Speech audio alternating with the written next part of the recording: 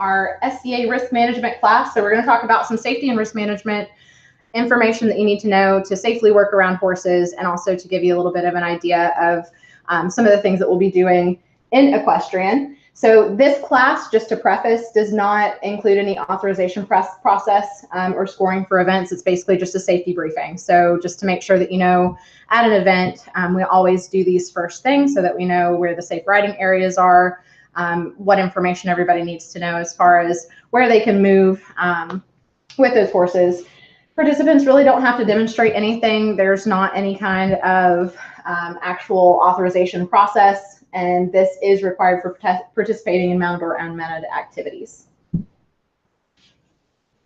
Oh, there we go. All right. So as far as some of the people that you might see that are going to be in charge of the different aspects of the equestrian, you'll have marshals, and then you'll have one typically equestrian marshal in charge. And usually with that equestrian marshal in charge, they'll have somebody that might be their deputy just in case something happens during the event. So an equestrian marshal is wanted by the KU and the Crown, and they're basically there to oversee any of the activities that are going on, and then to be a safety officer. So safety first is always what we want to practice. We always want to have a positive interaction with the horses and the populace, and then also with the riders, of course. And then the equestrian marshal in charge of the event, they are required to be present while horses are on site. So from the very first horse that gets there, they have to be there, and they have to stay until the last horse leaves.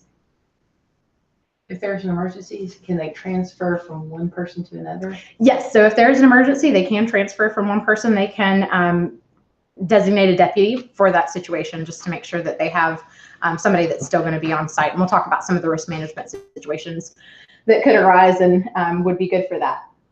So as far as safe riding areas, so the equestrian marshal in charge will designate the safe riding areas at the beginning of the event and make sure that everyone knows where those are, and that they adhere to those, and that they respect those areas. And we always want to make sure that those are a safe distance from the populace, just to prevent any unwanted encounters.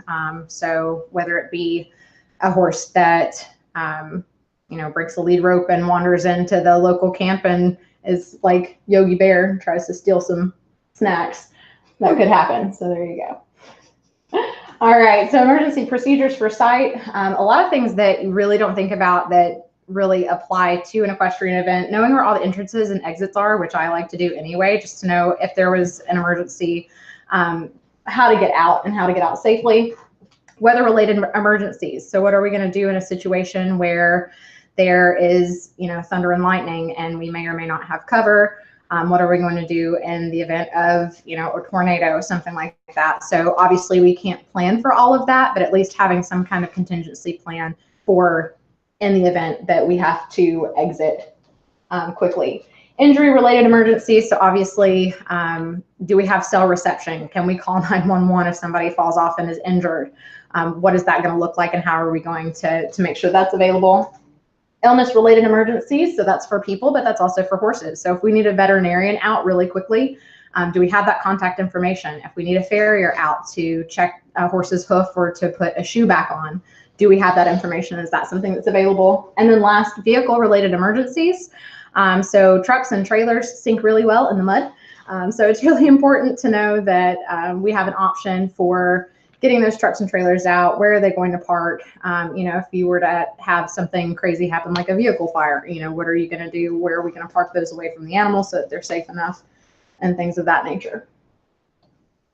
All right. As far as basic equine safety, so we're going to go over just a few things about general behavior, approaching a horse, handling a horse, and then as far as riding goes. So for general behavior, I really like this little poster. Basically, it has a lot of reading behavior by the horse's ears. Really, the ears are the first indicator that I look at if I'm trying to figure out how a horse feels. So, dogs sometimes can give mixed signals. They might be barking and growling and wagging their tail. Horses don't give you that luxury. They usually will give you body language signals, and you have to know how to read those. Typically, a horse that's interested is going to be the upper right. Ears are pricked forward. They're going to be looking in the direction of whatever that is, and let you know that they're interested, or they might be a little nervous about whatever that situation could be. What we really like are the horses in the middle row on either side that are kind of relaxed, ears are kind of relaxed, their head's down. They might be taking a nap, but they're not really concerned about anything. But the bottom left is the one that we don't want to see. So that means that either you or someone else has greatly offended that horse, and you should probably move away pretty quickly. Ears are pinned back.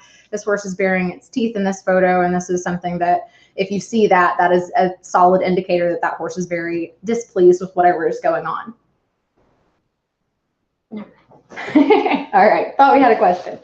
And then the rest of this does have some information about other body language. So horses might tuck their tail, they might swish their tail, they might pick up a front foot or a hind foot just to kind of ward off another animal or even you from getting too close. As far as vision, it's really important to understand that horses have monocular vision. They are prey animals. They see about 215 degrees with monocular vision. Binocular vision is about 60 degrees. And then that obviously is almost a 360-degree range of vision. So they can see very well. However, horses actually like the visual clarity that people have. So we have to be we're able to be farther away from something and be able to see it clearly, where horses have to be closer to that object. Horses being prey animals, if you act like a predator, they're going to respond like prey. Also, if you have a situation where something comes flapping through, they do have a very strong innate flight instinct. And so they're going to flee first and ask questions later. You should approach a horse from an angle at the shoulder, and that way you aren't getting into their flight zone, which is body language to have them move away from you. So if you approach at the hip or if you approach in an aggressive manner, usually the horses are going to just move away from you and try and get away. Also important to note that they have two blind spots. One blind spot is going to be directly in front and the other blind spot will be directly behind. So you always want to talk to the horses, make sure that they know that you're there as you approach and that they can see you. Oh, and also be calm, be slow, talk to them, don't sneak up on them. Again, if you act like a predator, they'll have a prey response. All right, as far as handling, so when we lead, we want to make sure that we have good control over the horse. We're not putting our fingers through any part of the metal on the halters, on the lead ropes. We're also not letting the lead ropes trail on the ground. It's not a jump rope. Make sure to pick it up, make sure to hold that securely. Never, ever, ever wrap that lead rope around any part of your body because you can become injured, again, if that horse decides to leave or exit stage right. And then we also always lead horses from the left side. So a lot of work is done from the left side of the horse. Most horses are ambidextrous. You can work with them from both sides, but most people work with the horses from the left side, leading, mounting, dismounting, all of that. We'll talk a little bit more about that in a little bit. And then always just look forward, walk with confidence. If you're looking at the ground or at the horse, you might walk into something and they will lose confidence in you. As far as riding, so safety first, situational awareness, make sure that you know what's going on around you at all times. Horses being herd animals, if one horse spooks and tries to leave, usually several other horses might spook and try and leave. So that could be a situation just to be aware of and think about.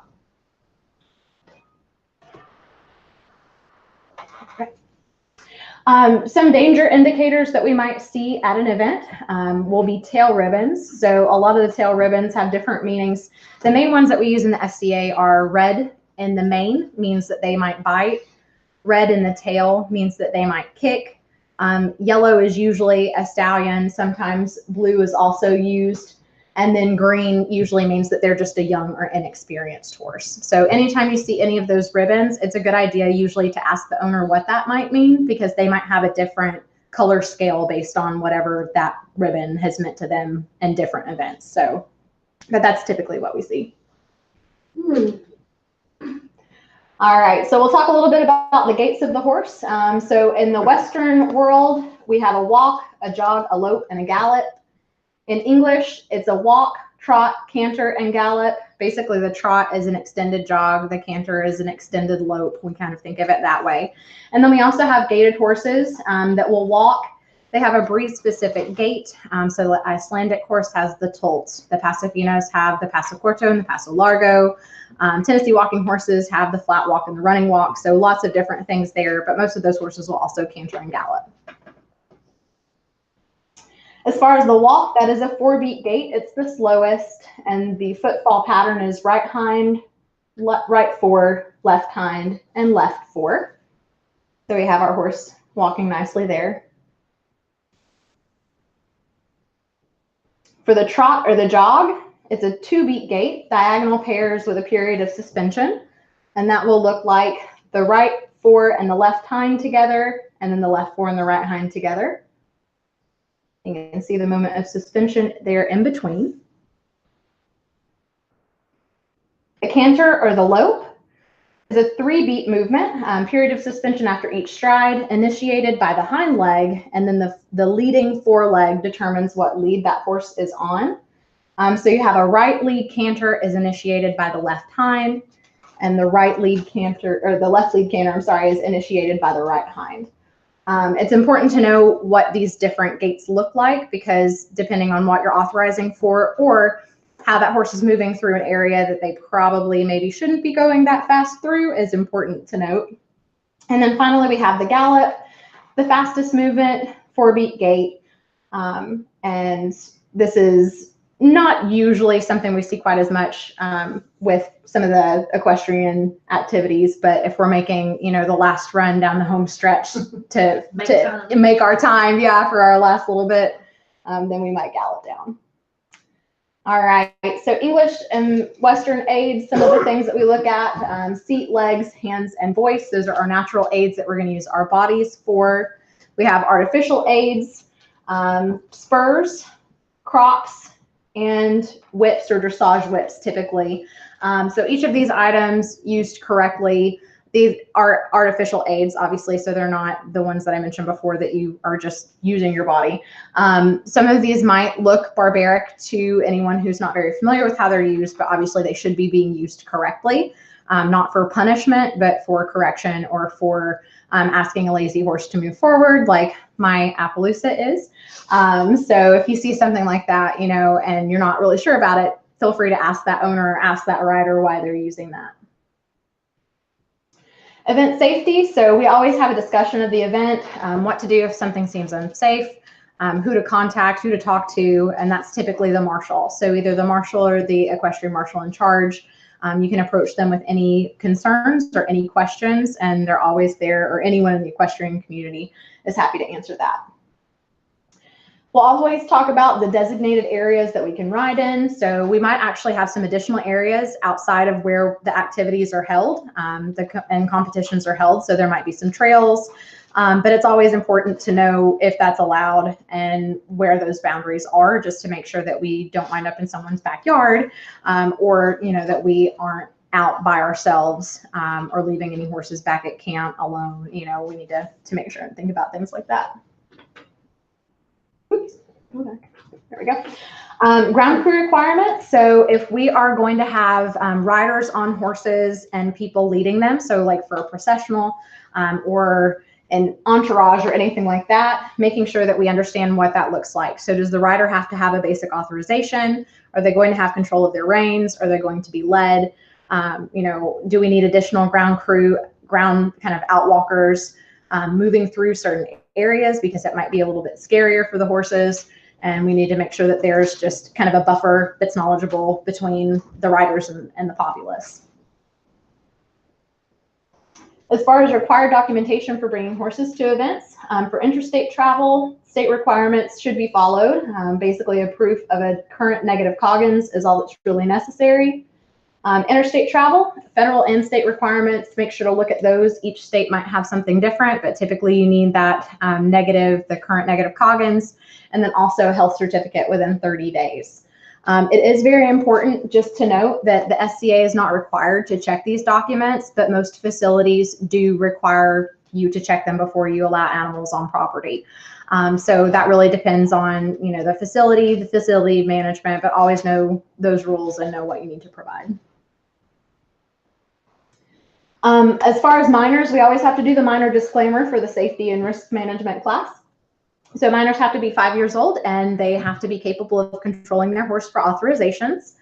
And they can't participate in anything that requires a helm. And we'll get to that here in just a minute. Why? Minors of any age can participate in all the activities that don't require an authorization, but a parent has to be present, a legal guardian has to be present, and really parents and legal guardians have to be present anytime the minor is interacting with a horse. So whether there's an authorization in progress or they're just grooming that horse with somebody else, their parents or guardians need to be present.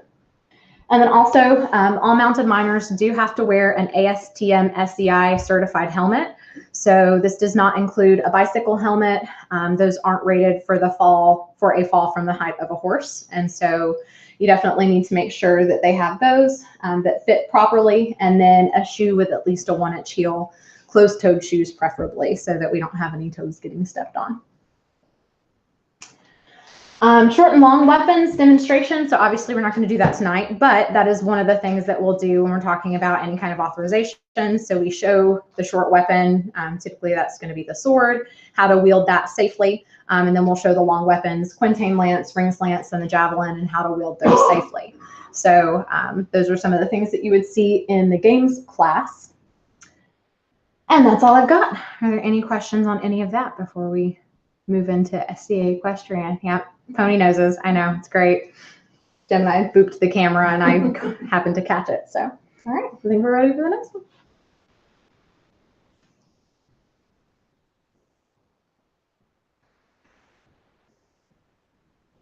You're so cute. Ponies. Hey, horse's nose boop. Okay. What's So cool. the next class?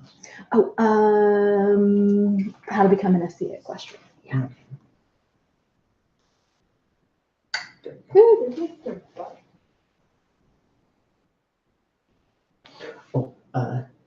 Also, if you're watching, in chat, I've posted a link where you can sign in virtually to the class, so go ahead and do that.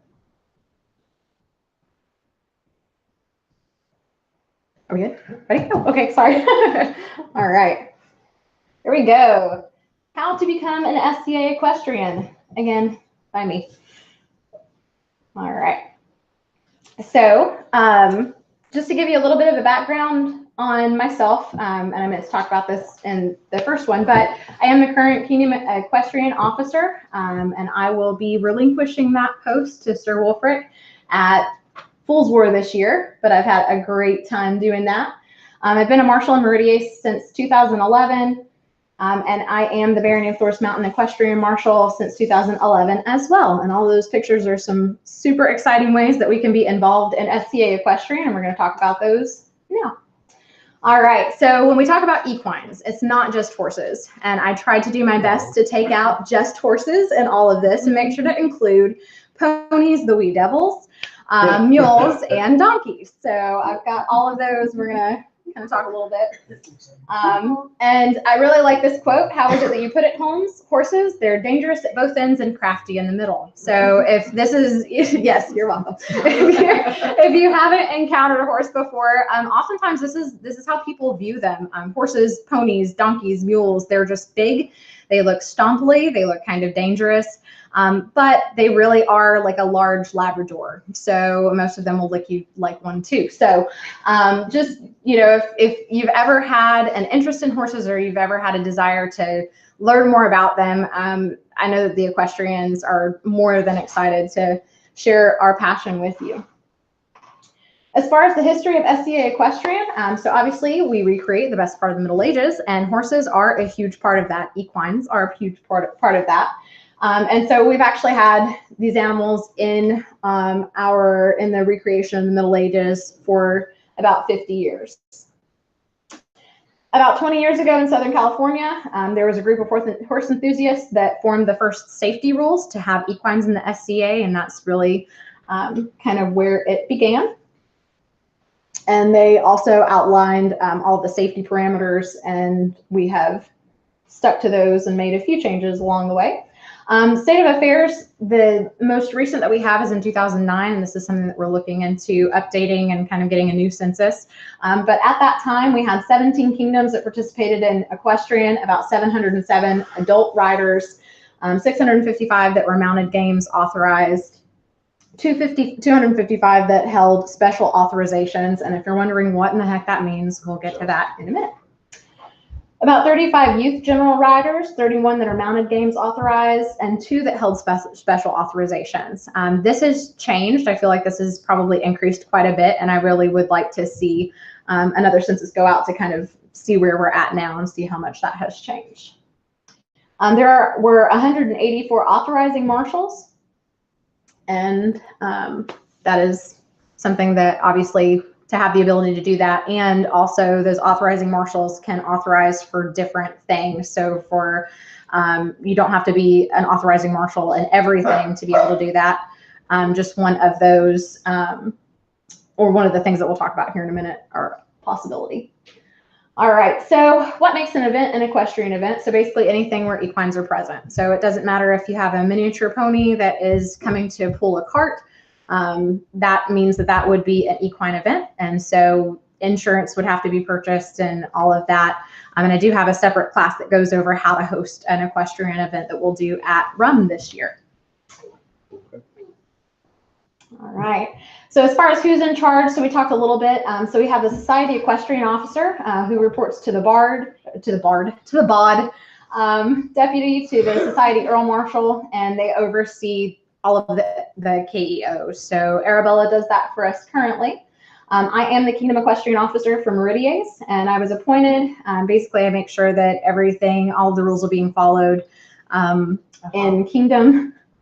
And I make sure that if any reports or anything that have to be, that have to go through, that I send those where they belong and then maintain all of the rosters for our riders and our marshals.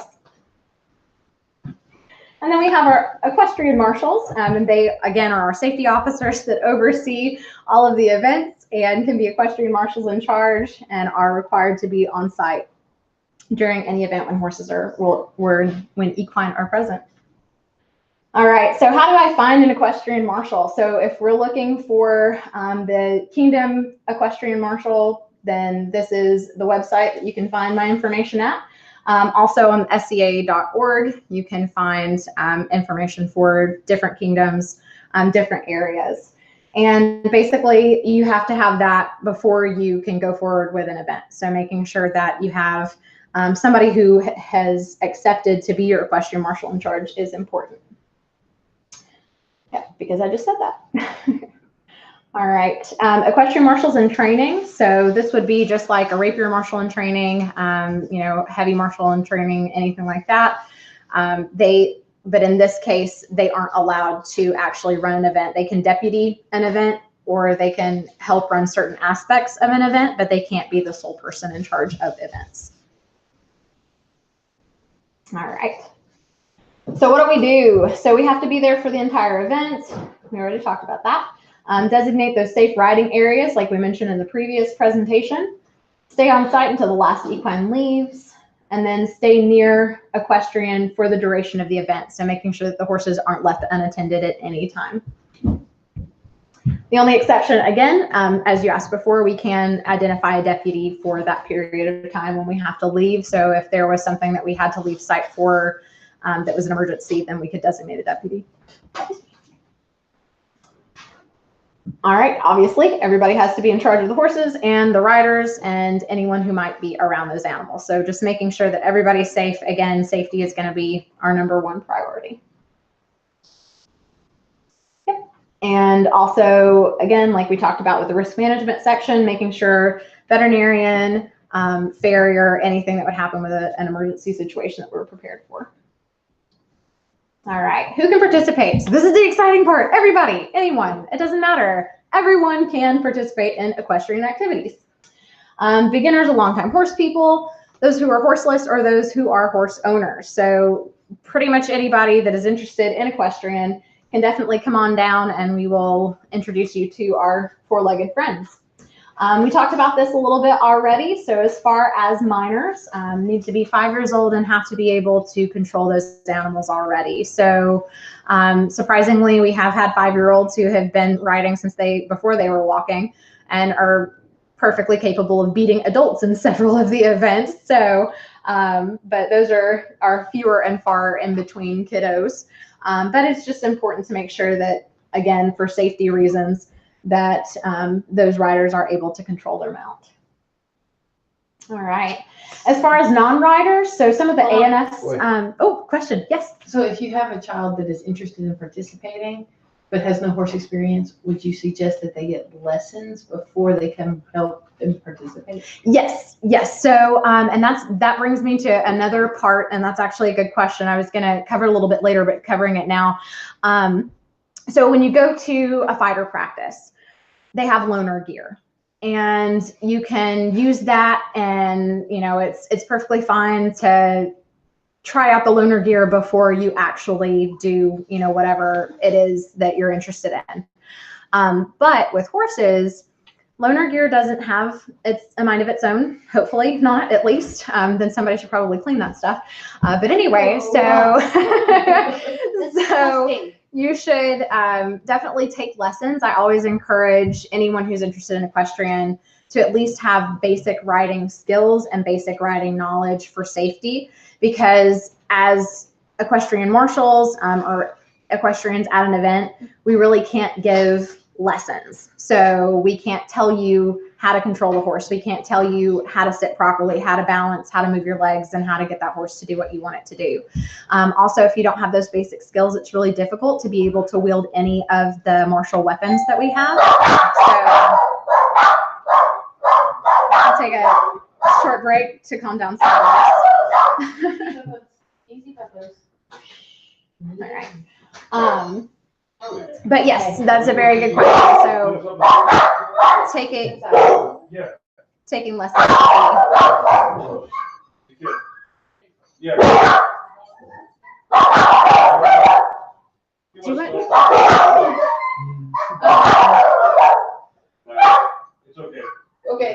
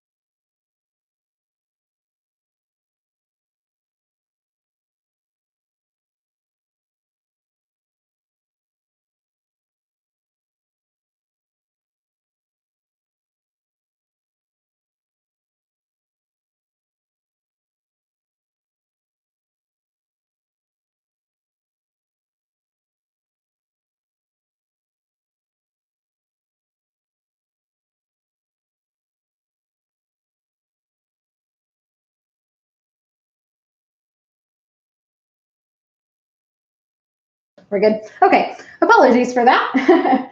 Small dogs and large dogs. All right. Oh, is it? Uh-oh. I think I made it angry. It's not advancing.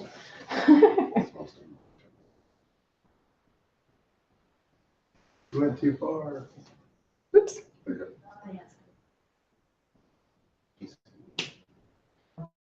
Sorry. All right. Oh, are we there? Uh-oh. Well, seriously. I'm thinking about it. The food. I think I broke it.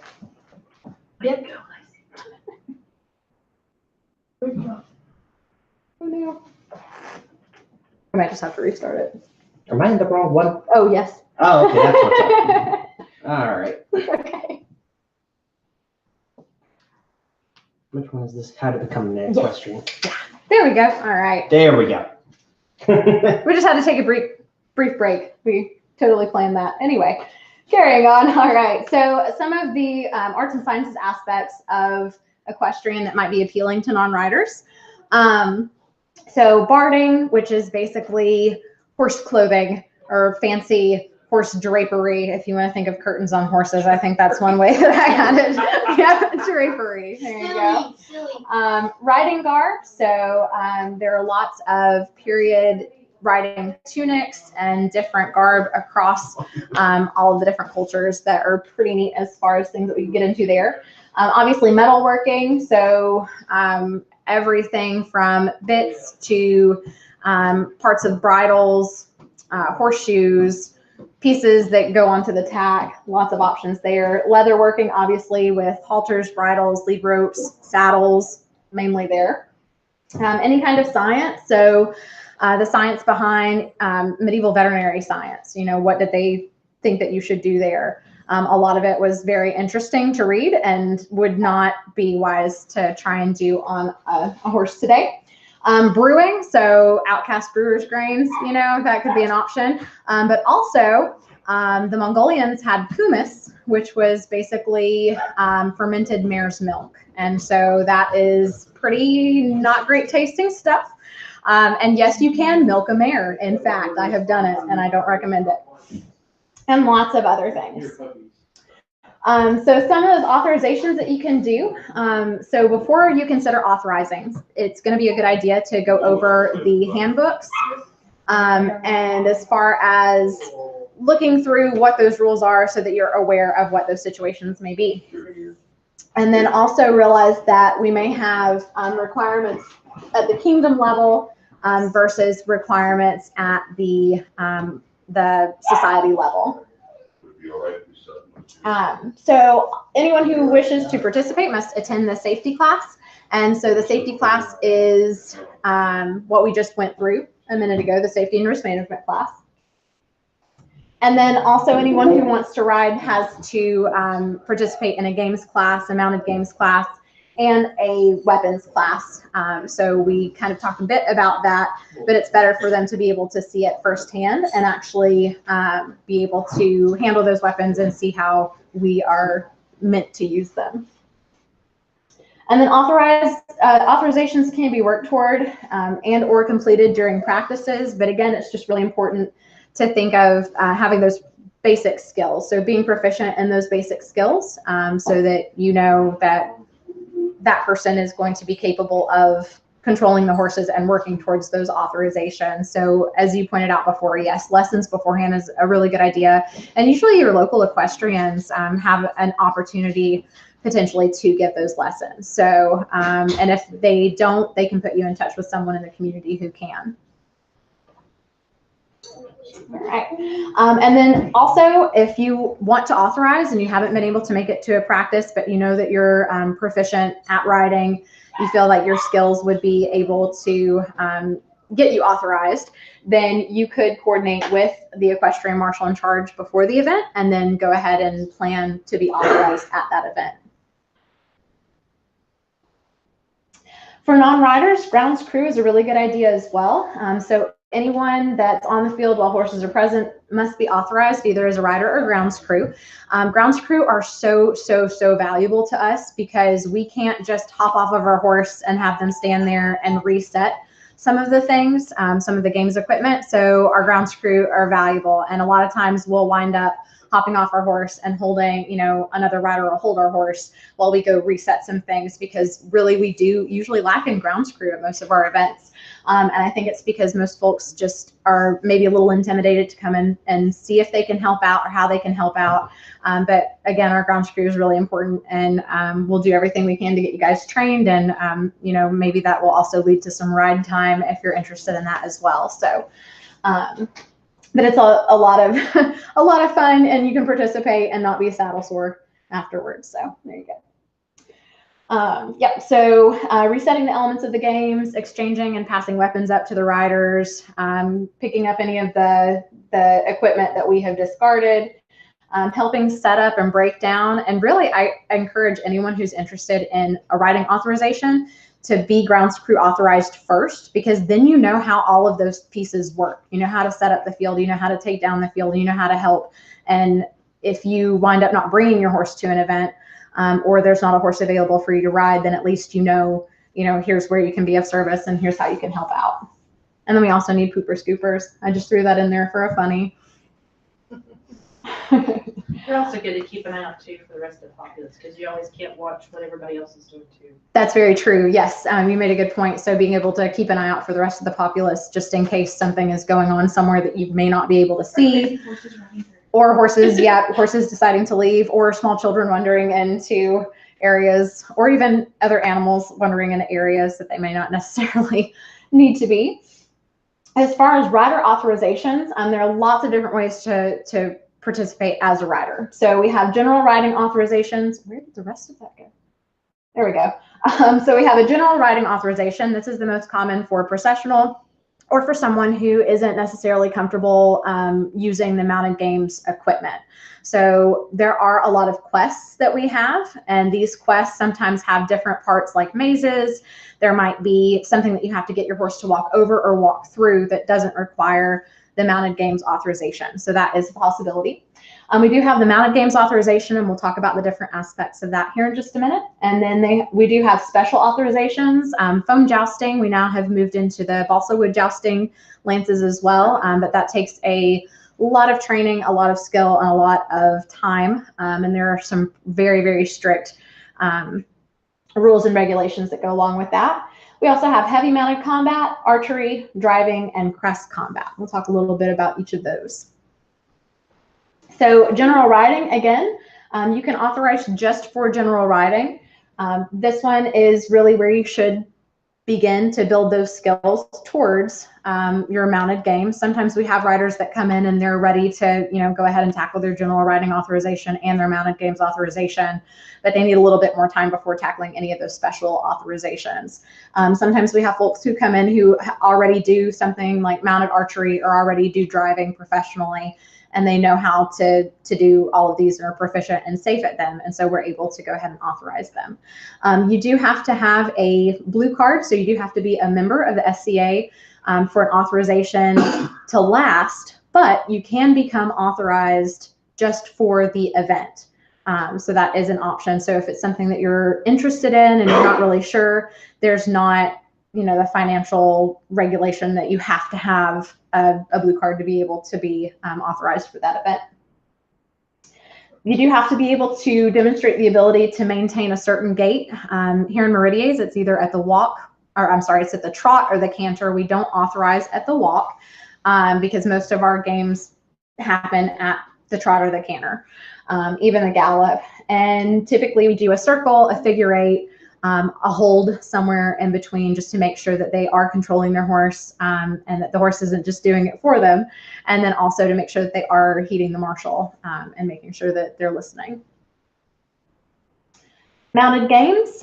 So just for fun, we have the mounted games authorization. You do have to demonstrate the same authorization requirements as the general riding, but then also while wielding a short weapon and a long weapon. We do have inter-kingdom equestrian competitions, or IKECs, and those are SCA-wide competitions, and oftentimes we'll have kind of our own little part of it, and it'll be timed, and then that can be sent in to the society level for different awards or things like that, or notoriety. And then there are, the tournaments typically begin on the 30th of April and end on the 1st of May. And you accumulate points throughout the year. Mounted games, so quest and challenge courses. So there might be different things like rescue a maiden. We've had to ride up and unseat a maiden from a chair and carry that around with us, and the horses are really not sure about that. We have had team competitions where you have to hold maybe a lead rope, or we actually had some paper tape that we brought through, and you had to ride together from one point to the other without that breaking. That was a lot of fun. Mazes, labyrinths, trivia, where you have to answer questions to get from one point to the other. So lots of different ways that you can be involved, and that's always fun. The Saracen course, also called heads. So basically you have heads on a post and you are weaving in and out, and you're either trying to knock those completely off of their post or just tap them depending on the construction of that. And that is with the short weapon, the sword. We have a reeds course also done with the sword, and basically you have sticks of varying heights atop poles that are set up in a row and they're kind of staggered. So you ride directly down the middle of that and wield the sword as you go through and try and knock as many of those off as you can. And it's really entertaining when we put this after the heads because the horses think that they need to weave through this as well. So it can be fun. Ring tilting, so 2 to 3 posts that are T-posts essentially that have rings of varying sizes on those. And you ride through and try and collect those rings with a rings lance. Some of those rings might be 6-inch diameter and some of them can be as small as 1 inch. So it takes a good bit of skill, and that usually is done at the trot or the canter. I've seen some folks who can really go through. It's pretty impressive. Buzkashi or goat ball is another really fun game. So there's an object that's used as a goat, and various construction methods I have seen of these. Some of them that try and get them to about 45 to 50 pound true weight of a goat that you would have. And so you are basically trying, you're trying to pass that between riders and then score a goal. So you're kind of tug of warring and the horses are riding really close to each other and it gets really competitive and really exciting. The quintain is another portion and one of my favorites, and it's basically a pivoting target that has a counterbalance at one end and a target that's usually a shield at the other. And basically you're riding up to hit that target with that quintain lance, and then your points are awarded based on the number of rotations that actually spins. And also remembering that you do have to get out of the way because that counterbalance is coming on around and will smack you if you don't get out of the way. It only happens once and you know. The javelin throw is basically throwing a javelin at a target while tracking straight. I've seen all kinds of exciting things. We had a dragon that was painted on a bunch of like 3 or 4 bales of hay, and we rode through, and depending on where you hit the dragon were different points that would be awarded. So it's kind of fun. Burgess is another one, so lots of skill. A dowel rod is passed through one side of the ring, caught on the other. Rings can be of varying sizes, and also the dowel rods can be of varying lengths. So I've played with anything from like a 1.5 foot, like an 18-inch dowel rod, to one that was like 4 feet long, and that's not easy. So, but it's a lot of fun. It's definitely entertaining and can be frustrating, but it's fun.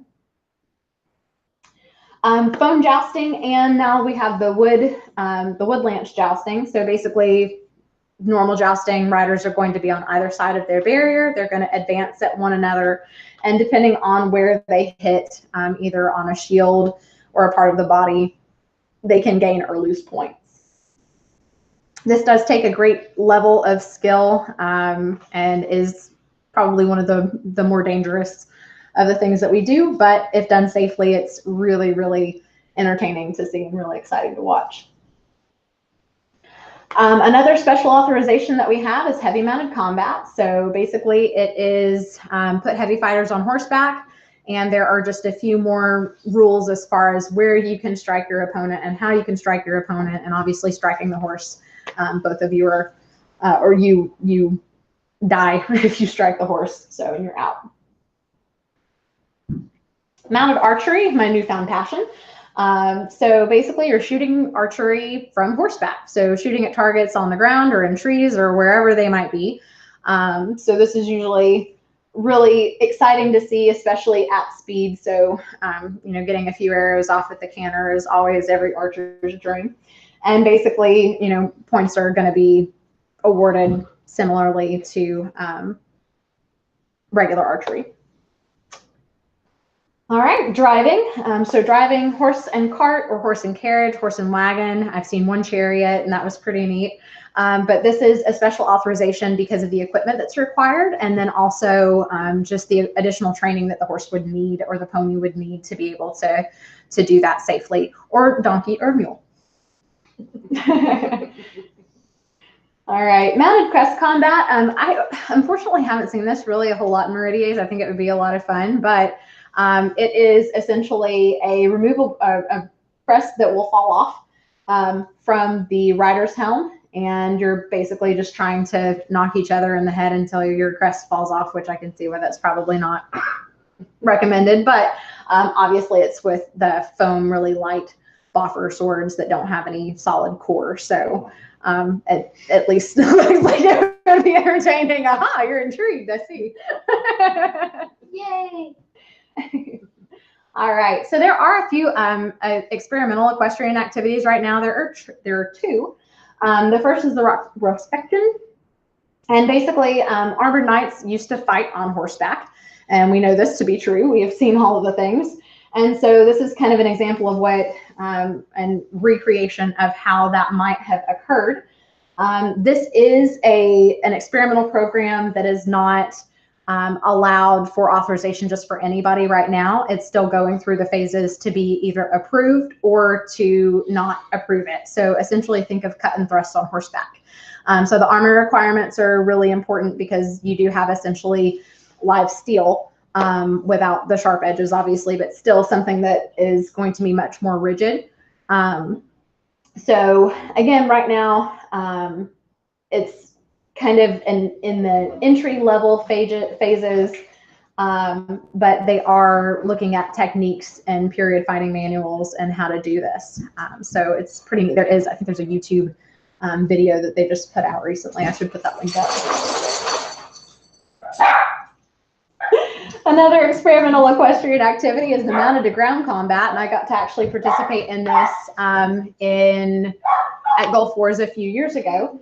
And basically, obviously the equines and then the combat are two big parts of the SDA, and this kind of puts them together in what we're attempting to do a safe way.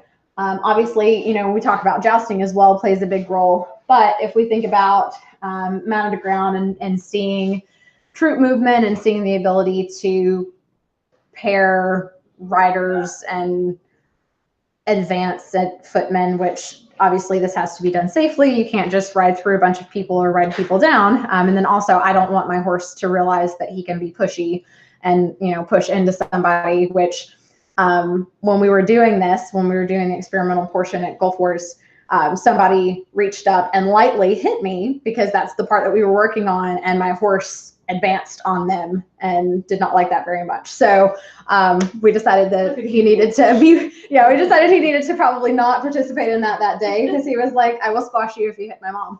So there we go. All right. Some of the annual equestrian events that we see, War of the Wings, Gulf Wars, obviously, and then Fool's War and Castle Wars are both held in Georgia. So those are kind of our closer events, I think. And Fool's War is coming up, and we'll have horses there. Obviously, we'll have a lot of fun. But there are lots of other events across the known world that offer equestrian, but these are the ones that are kind of closest to us. All right, and at the end of the event, basically, we give the equestrian marshal in charge any equestrian waivers that have been provided, and make sure that the populace lets us know how it went. Was there something that you saw that you thought was really neat and you want to see at more events, that you want more information about?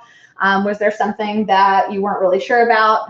And anything that you might like to see that you didn't? All right, so I'll leave that just kind of an open-ended question, but feel free to put in the comments any classes that you would like to see or any events that you would like to see as far as equestrian. And these are all of my resources. So SCA.org is basically the best place to find all of the horsey stuff. All right, and that is it. Pony nose again. All right, how are we doing on time? Okay, perfect. I can get through one. Yeah. 100%. We can do a quick break if we need to. Does anybody need to do a break? Is there a digital sign-in sheet? Yes, the link is in posted soon. Are we you want to take a break? Well, I don't need one. I mean, we can go right on into the next one if we need to, but. Which is? Horse in the Villages? Yes. Perfect. All right. We might be done a little bit before 8:30 or 8, whatever. 8:30, I think is what we had set. Yeah, close enough. All right, so we're going to talk about the horse in the Middle Ages and some of the breeds that we might have seen, kind of the history of the horse, and we'll go through this not super quickly, but as quickly as we can. So if we think about the evolution of the horse, we're getting ahead of ourselves, getting really excited. All right, so just briefly, as far as the evolution of the horse, where we started with Eohippus, or the dawn horse, about 50 million years ago. It was about the size of a fox or a beagle, so very small. And the main things to realize that change as we go through the evolutionary scale are that horses were four-toed browsers, so they ate more like sheep and goats instead of grazing like they do today.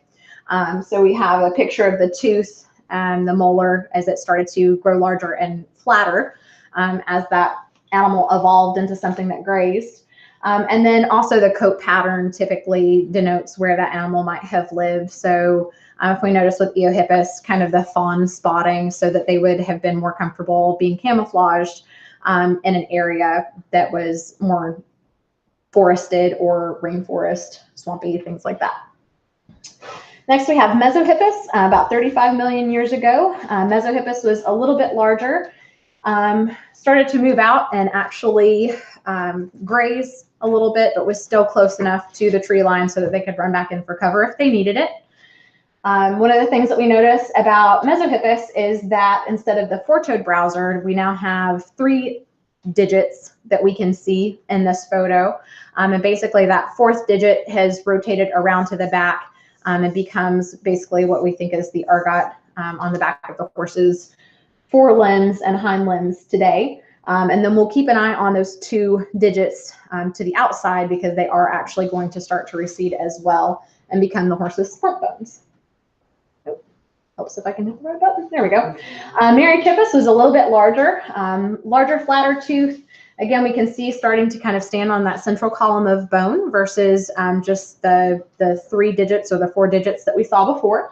And then also in the hindquarters, we see some striping, and that striping helps these animals blend in a herd setting. So we saw them out more on the plains, starting to graze, larger, flatter molars, and then actually starting to participate in more of a herd type setting.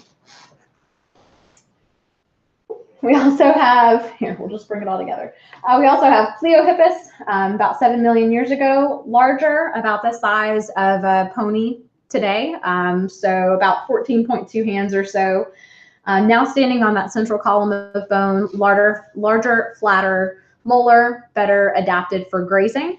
And then also more of the kind of zebra striping, or the striping that would help them blend in with a herd setting. So the reason that zebras are so successful in herds is that black and white coloration together confuses predators, and they can't seek out a single animal. So that's something that we kind of see there.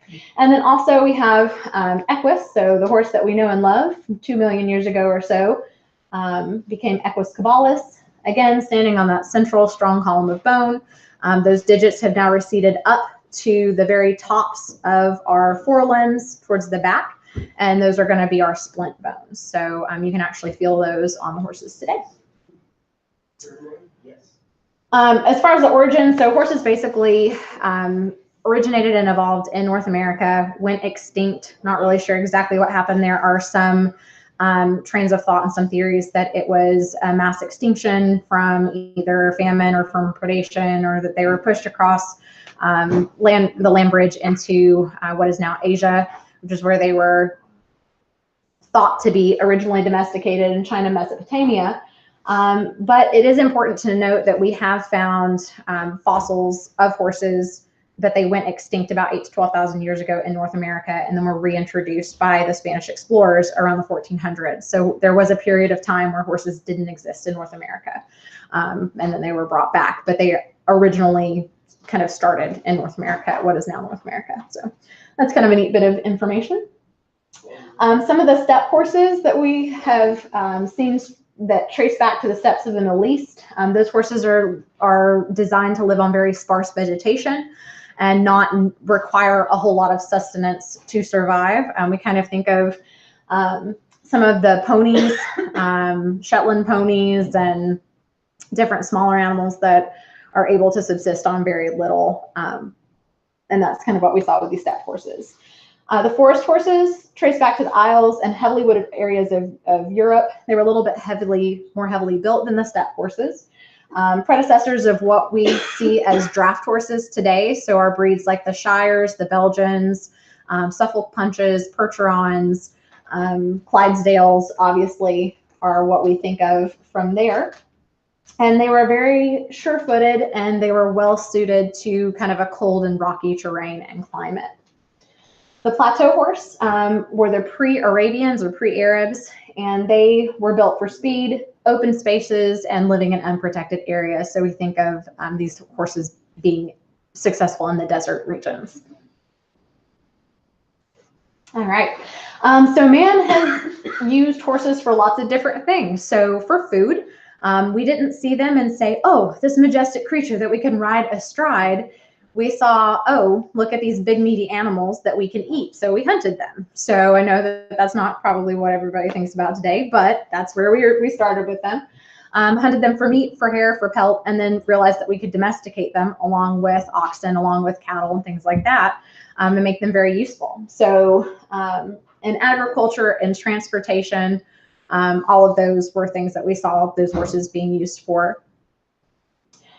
War is probably the greatest contribution that horses have played for us as far as troop movement, as far as the movement of supplies and goods being used to move injured troops, things like that, and then also serving as a food source in situations where they needed to be. And then also recreation. So now and then horses were seen as kind of a, I can't think of the word that I was going to use now. Companion. Yes, companions. So seen as companions, and then also seen as animals that maybe the nobility would ride, or that are associated with some sort of affluence. But I can promise you that horse poor is a very true term. So, but riding for fun, then hunting, things like that, we'll talk about here in just a minute. Right now. So uses in the Middle Ages, obviously we saw horses used for hunting. So being able to move swiftly through the countryside in search or in pursuit of game of some sort. The Roman cavalry, obviously, if we think about present-day Hungary, Germany, France, Holland, Spain, Morocco, and the steppes of the Ukraine and Georgia. So entertainment, Circus Maximus, tournaments, war training, sport, all of these things are where horses have played a huge role in some way, shape, or form. Unfortunately, the demise of the heavy mounted cavalry came with inventions of things like gunpowder, so cannons or firearms or any of the even crude predecessors of those. Also, advances in weaponry or archery equipment that could potentially, take out a mounted knight. Also realizing that mounted knights were very cumbersome, and when they were off of their horses were not exactly lithe and able to fight quite as well, because they kind of were meant to be tanks more or less atop their horses. So that's kind of most of the uses that we saw in the Middle Ages, and we'll kind of go through a few more throughout. As far as domestication of the horse, Mesopotamia, so with the discovery of or creation, invention of the wheel, horses became used as draft animals, but it was realized pretty quickly that you couldn't actually put the same equipment on a horse that you would on oxen or cattle. If you think of oxen, they are very short, thick-necked, and very broad-shouldered, where horses are very narrow, long, thinner necks. And so a lot of the equipment they were originally using would actually cut off the airways of the horses. And so obviously you're not going to get any work out of that. So the Egyptians actually came up with the idea or designed a saddle yoke that was able to help these horses be used for hauling things, doing agricultural work, whatever that might look like. In China, that's where, and Mesopotamia are the earliest areas that are believed where the domestication of the horse took place. They were thought to be used for chariots as early as 1450 BC, and then horses were often traded with Persians by about 300 BC. In Anatolia, the Mitanni horsemaster Kukuli is well known, and there are some surviving documents about training and riding and different things. First recorded interval training and care plan, and then chariot training as well in 1345. The Scythians were also known to be very adept horsemen and pretty vicious on horseback, so they are part of that history as well. All right, so we'll kind of quickly go through the different types of terms that we might hear that relate to different horses. So destriers, coursers and chargers, palfreys, roundsies, and cart or pack horses. So these are all of the terms that you might have heard then that would discuss something about any of these horses. Basically, the thing to know about the destriers are that there are lots of theories about what they might have been, but they're believed to be the forerunners of the Frisians and the Andalusians. And basically, a lot of the Spanish horses were really expensive because they were really into breeding, and kind of the first look at genetics and coat colors and things like that you can tell in cave paintings and then other documents that we have what coat colors were trending in certain times. So bays or spotted horses or whatever that might be. Germany and France had really good breeding programs, as did the Spanish. There were a lot of horses that were captured in the Battle of Tours by Charles Martel in 732 from Islamic invaders, and those breeding they actually increased the prevalence of breeding programs. The great horse is thought to be linked to the draft, but it's not necessarily certain that that is what we think of. So we think of great horse, very large horse, but the great horse was actually about 15 hands. They weren't very large. A lot of times people want to attribute that to a draft horse, you know, just a massive animal, but they were actually probably a little bit lighter. These destriers were strong, fast, agile, although they weren't quite as common, and they were utilized, it's coming off my screen, but they were utilized in battle as well. The courser or the charger was kind of the sports model. So hot-blooded, they were really preferred for battle because they were really light, really fast, really agile, and pretty strong. They were also used for hunting. And then these were the horses that if you had a messenger that needed to get a message somewhere very, very quickly, they were going to hop on the courser or the charger and get that message wherever it went. So think of our endurance horses today. That would be more aligned with a courser or a charger. Palfreys were the very well-bred horses. They could actually match a destrier in price. So destriers were typically the most expensive of the horses of those days. They were very popular with nobility, ceremonial functions, ladies, hunting. These were kind of our flashier, more impressive horses, typically the palfreys. Sometimes they were described by gait, amblers having a smoother, more flowing gait. Sometimes that was attributed to these palfreys as well. And then oftentimes they would be used by knights to ride to the battle, but not into battle, if that makes sense. So they were more comfortable to ride to get them from point A to point B, and also kind of that grandeur of movement and, you know, flashy movement, flashier horses, and then they would actually ride the destrier typically into battle, or the courser or the charger. Roundsies are going to be the grade riding horses. So these were the horses that grade basically means that there's no breed or pedigree that can be attributed to that animal. So these are kind of the mutts of the horse world, more or less.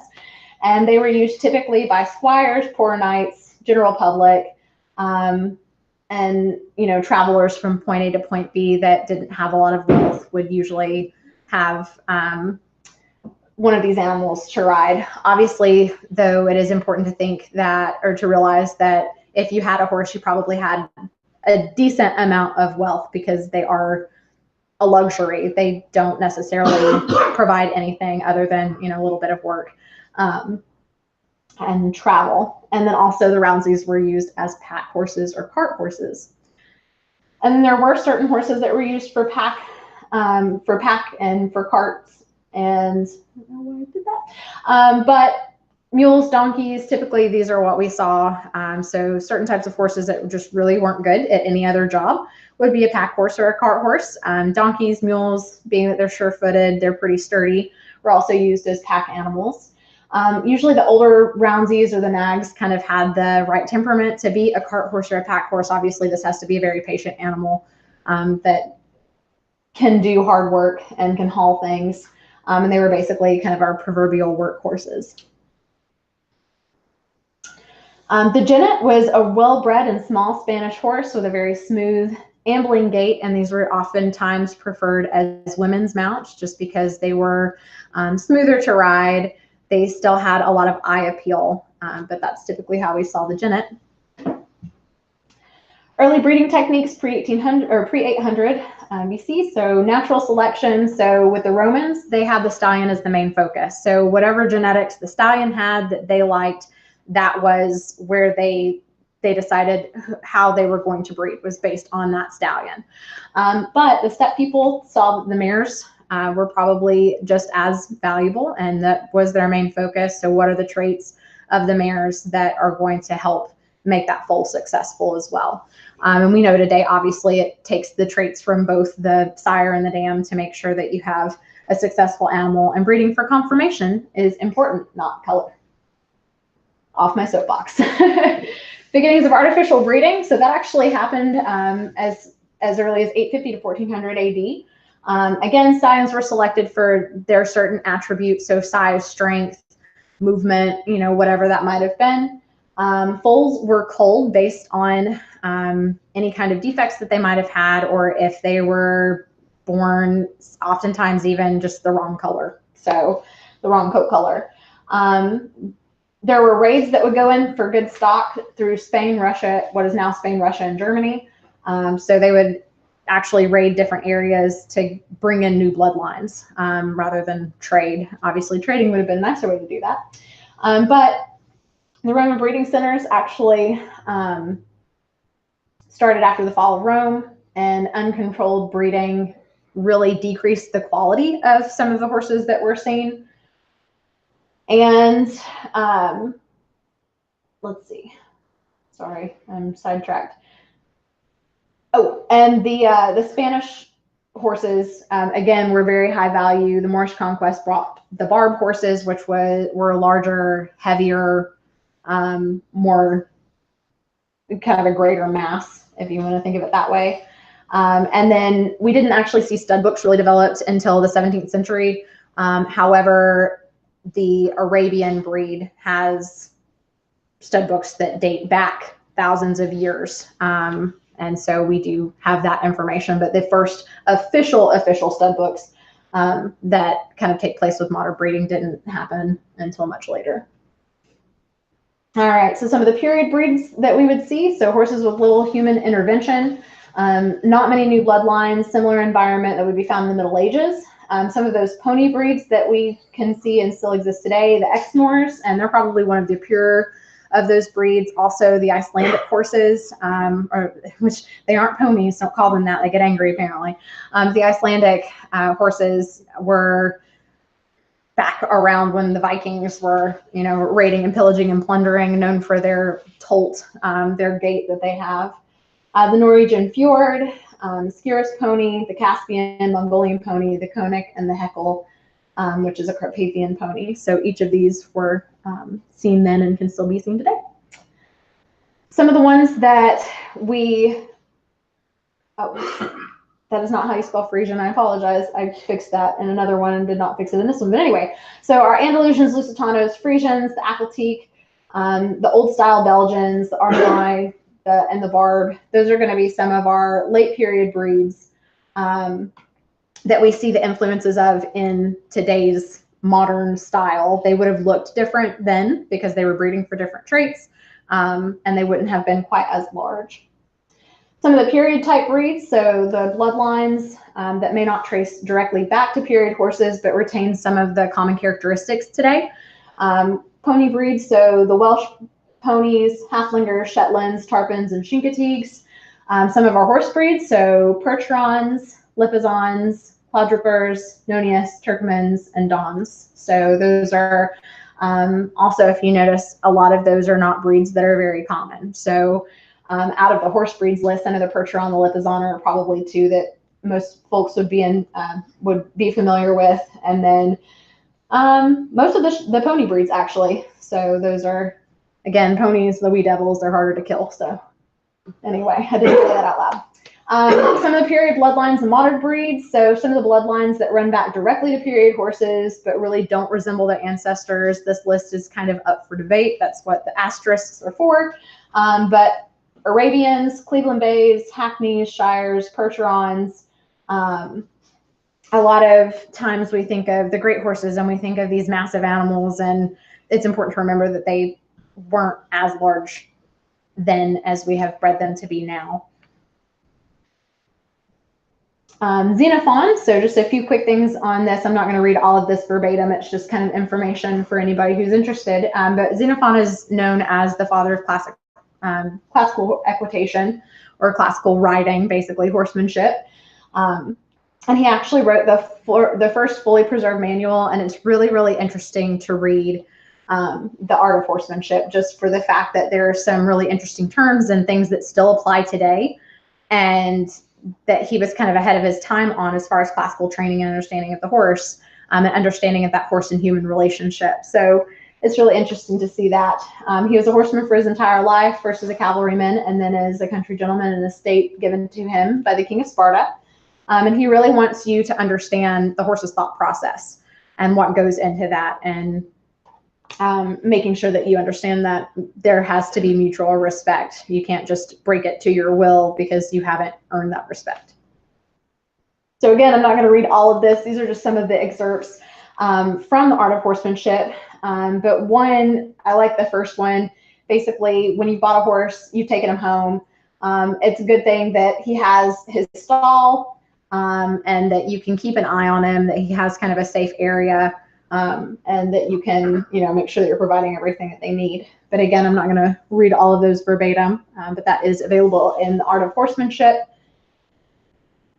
And then again, horses, like people, we're smaller due to lack of adequate nutrition. So basically,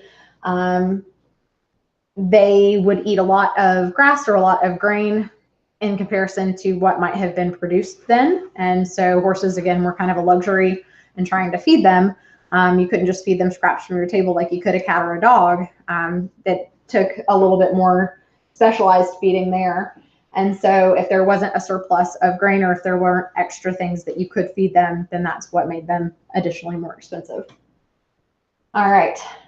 And then again, this is part of the art of horsemanship. So handling the horse and how to walk and how to interact with the horse and where you should stand and where you shouldn't stand. So a lot of the things, again, that we talk about today, Xenophon kind of had that already. And then again, understanding the horse's psyche. I'm not going to go into all of this, and I'll make this presentation available for anybody who wants it. You can email me and I will send it to you. And with that, we're at the end, I think, fairly a little bit over time. So if there are any questions or anything that I didn't clarify that you would like more clarification on, please let me know. I have a lot more information than what is in this presentation, obviously. A lot more artwork and a lot more manuals and manuscripts and things, and I just kind of compiled a bunch of it. So there you go. All right. Thanks for listening. Awesome job.